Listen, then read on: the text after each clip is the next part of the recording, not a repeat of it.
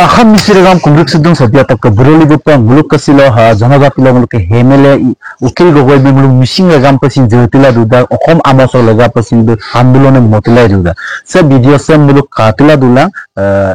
odok muluk okom amaso laga paje muluk ukil gogoi bi sabdi ko angram or pottiparam jetila duda buk turla duda sam jeti amna sim bulus nam ko kadu muluk janajati bidahak ukil gogoi bi kapila sabdi ko jela duram Sam video sam dulu skim ma pendul katila dula ar muluk okhom amosol muluk janajati lega por bazerun ko handulon moyala duda pottibaram jayala duda muluk ukil gogoi bu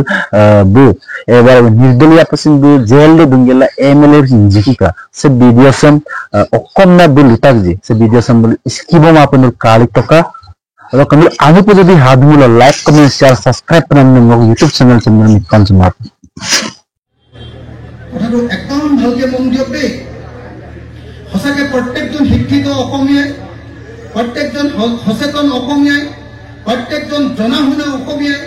আপুনি যি কামে নকৰক লাগিলে কিয় আপুনি পুৰুষাই হওক বা মহিলাই হওক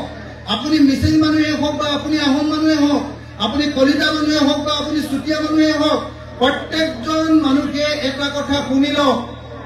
যে গুৱাৰ নিচিনা সৰু ৰাজ্য এখনত য'ত তেল নাপায় য'ত কয়লা নাপায় য'ত চুনিল নাপায় য'ত চাহপাত নাপায় সেই ৰাজ্যখনত এজন মানুহৰ এবছৰৰ ইনকাম 6,15,000 টকা আৰু অসমৰ নিচিনা ডাঙৰ ৰাজ্য এখন য'ত তেল কয়লা চুনিল চাহপাত চব পায় সেই ৰাজ্যখনৰ এবছৰৰ এজন মানুহৰ ইনকাম মাত্ৰ 1,20,000 টকা আমি কিমান দুখীয়া মই কথাটো বুজাবৰ কাৰণে সৰকাৰেৰ এটা হিসাব আপনাদেৰ দিল 2 নম্বৰ ইনকাম থকা ৰাজ্যখনৰ নাম আমাৰ উত্তৰৰে সিকিম নামটো শুনিছেনে আমাৰ যে আঠবনি বুলি কয় আঠবনিৰ এটা এখন ৰাজ্যৰ নামটো হল সিকিমখন পাহাৰীয়া ৰাজ্য তাত একো নাই কেইটামান পাহাৰ আছে আৰু সেই পাহাৰত মাজে মাজে বৰফ পৰে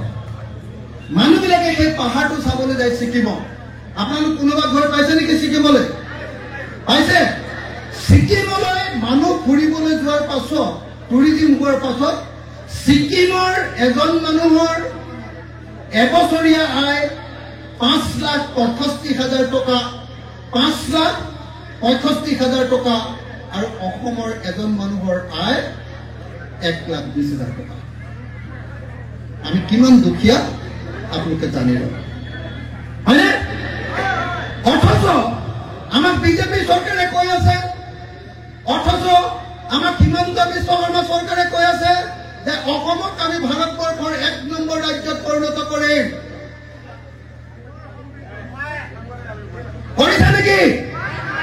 কৰিছে নেকি অসম 1 নম্বৰ ৰাজ্যত ক'ত হৈছে জানেনে নাই 1 নম্বৰ ৰাজ্য হৈছে ক'ত হৈছে জানেনে আধাতে স্কুল এৰা এটোক ইংৰাজীত ড্ৰপ আউট বুলি কয় ড্ৰপ আউট ৰেট আধাতে স্কুল এৰি দিয়া এই যে প্ৰথম শ্ৰেণীলে গ'ল দ্বিতীয় শ্ৰেণীলে গ'ল চতুৰ্থ শ্ৰেণী পোৱাৰ পাছত আৰু নপঢ়িলে ল'ৰা ছোৱালী হাইগলে যোৱাৰ পাছত আৰু নপঢ়িলে মেট্ৰিক দিয়াৰ পাছত আৰু নপঢ়িলে এনেকুৱা ল'ৰা ছোৱালীৰ ক্ষেত্ৰতে ড্ৰপ আউটৰ ক্ষেত্ৰতে গোটেই ভাৰতবৰ্ষৰ ভিতৰত অসম 1 নম্বৰ কথাটো বুজিছেনে আৰু কিহত 1 নম্বৰ জানেনে আমার মা সকলে আমার খুড়ীদেউ সকলে আমার পেহী সকলে যে সন্তান জন্ম দিয়ে বাচ্চা জন্ম দিয়ে সন্তান যে জন্ম দিয়ে সন্তান জন্ম দিওতে মাৰ মৃত্যু সন্তান জন্ম দিওতে মাক বিলাকৰ মৰে নে নাই বহুত এটো মেটাৰনেল মৰ্টেলিটি ৰেট বা প্ৰসূতিৰ মৃত্যুৰ হাৰ বুলি কয় এইটো গোটেই ভাৰতবৰ্ষৰ ভিতৰত 3 নম্বৰ আমাৰ ইয়াতে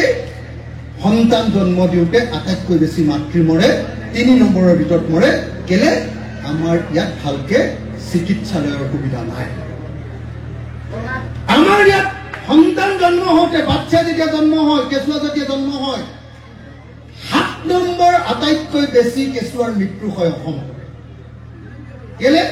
আমাৰ কেঁচুৱাবিলাকে মাকৰ পেটত থাকোতে ভালকৈ খাবলৈ নাপায় আৰু মাকৰ পেটত থাকোতে মাকে ইমান কষ্ট কৰে যে বাচ্চাটো মৰি যায় এয়াই হল আজিৰ দিনটোত অসমৰ প্ৰকৃত অৱস্থা।